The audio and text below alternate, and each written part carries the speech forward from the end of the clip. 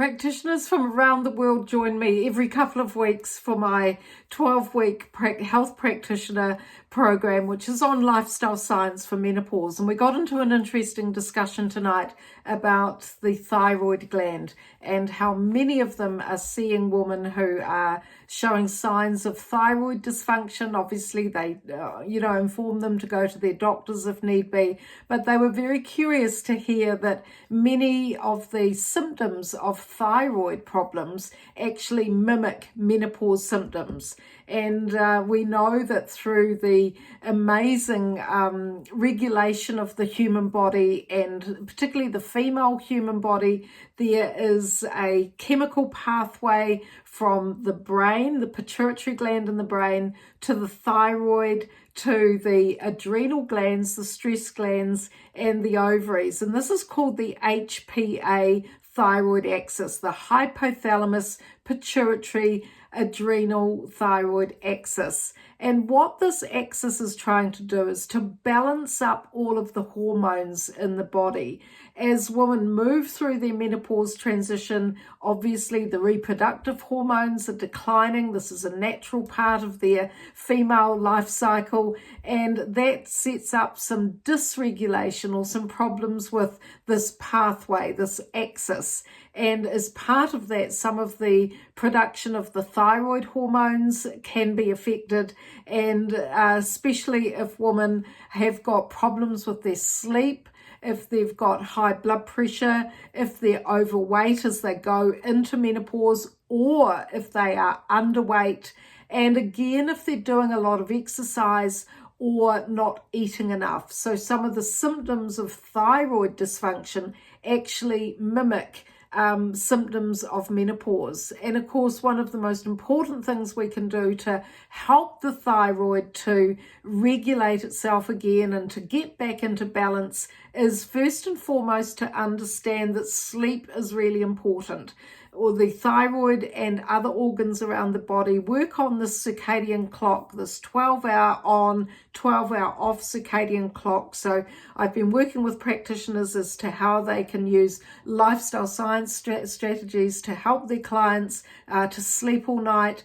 And then, of course, the thyroid gland needs certain nutrients. And there's two main nutrients. First and foremost is iodine or iodine, depending on how you say that. And that's really important for the health of the thyroid, as long as they're not on thyroxine or thyroid medications, because they'll be under their medical care with that. But on most parts for women who are coming through their menopause transition, this is where we want to introduce fish and seafood to their diet. 2 to 3 times a week gives you enough iodine. It's stored in the body, so we have enough for about 3 to 4 months. And of course, we can have some iodized salt. It's not as ideal because iodine is added to the salt as part of the processing of iodized salt. But we can have a little bit of that as well, not too much because that can put up blood pressure. But we can start to get some seaweed derivatives into our diet to get that natural iodine. But there's another nutrient that's really important, and that is selenium or selenium. And that again is known to be deficient in many soils around the world, particularly here in New Zealand and in Australia. So adding some selenium-rich foods to the diet is also important to help in the conversion of some of those thyroid hormones.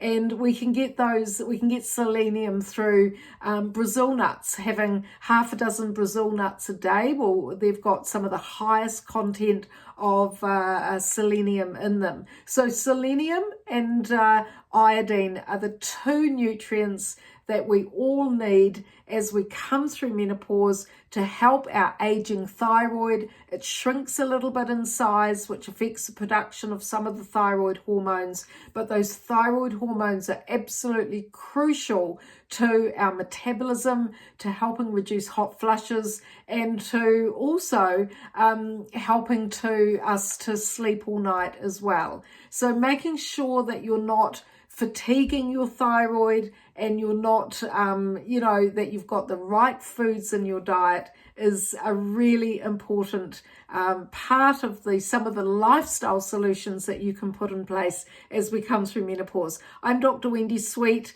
from New Zealand. My PhD was in women's health and aging through the menopause transition. It is such an important part of our life cycle. We need to get it right.